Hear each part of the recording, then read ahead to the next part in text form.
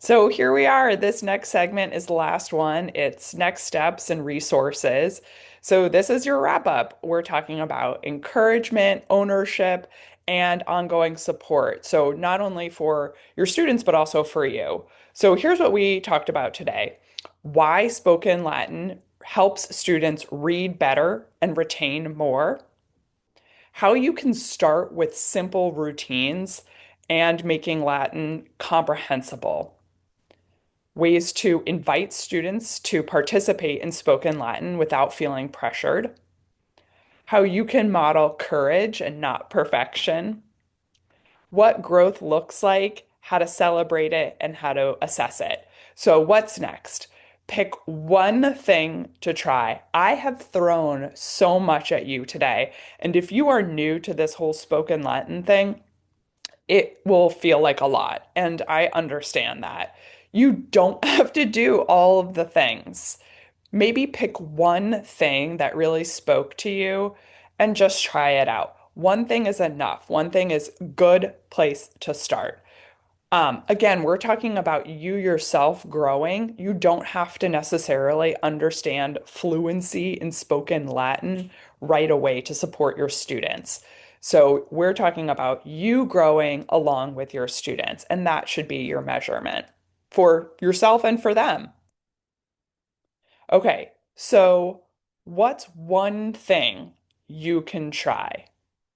What's a routine you could shift, maybe even this week? What's a phrase you feel ready to say or hear in Latin? What's one moment in your class where a student might be able to speak? So might transition from something that was a written response to a spoken response. What would success look like for you? Again, we're not talking about perfection. Maybe it's you and your students staying in Latin for 5 minutes. Great. Maybe if it's even shorter, that's fine. But whatever it is, it doesn't have to be perfect. That's an unreasonable expectation to put on yourself and your students, right? Your students don't expect to be perfect, and nor should you.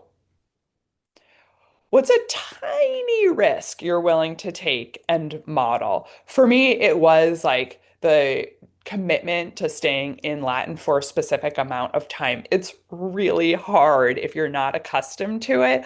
I didn't have the benefit of partaking in the conviticula that occur in the Boston area. So I wasn't necessarily in a community that had that as an option. So I kind of had to introduce it and implement it myself. And it's tough to get used to it. So I hear that. I think your spoken colleagues can provide you with some support on that front. So that was a risk that I took and that I still kind of try to take when I do spoken Latin. Like maybe I up the ante a little bit more. So what's something that you're willing to try and willing to risk yourself? So take a moment to reflect with a colleague and then come back to the video. I'm going to show you some resources that you can dive into that'll support you on your journey. So now that you've had a chance to reflect, I want to give you at least a jumping off point for resources. These are by no means the only ones. There are so many out there. These were the ones that came to mind that I know the contributors continue to post content. So they're up to date and they include more interesting material as time goes on. I also, if you're not a member of the Facebook group Latin Teacher Idea Exchange, I highly recommend it. Even if you don't use Facebook for anything else, it's a good place to find cool content. You might not agree with everything that's said on there, that's fine. But in order to provide maybe a more comprehensive list of brain breaks, you can type in brain break to the file search in the group and a ton of things will come up. People are extremely generous because this is a tough gig. We all know that. We all understand it. You don't have to rely on something like Teachers Pay Teachers. You can start with the Facebook site and see if there's anything on there that helps you. These are also some good resources for yourself, for your own spoken Latin development and for your students. I'll also provide in your workbook more lists of things that you can take a peek at when you have a chance.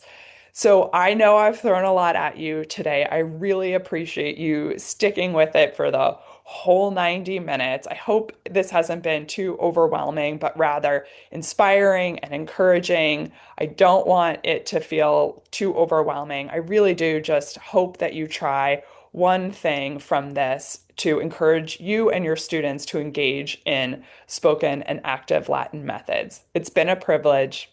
Wale te omnes.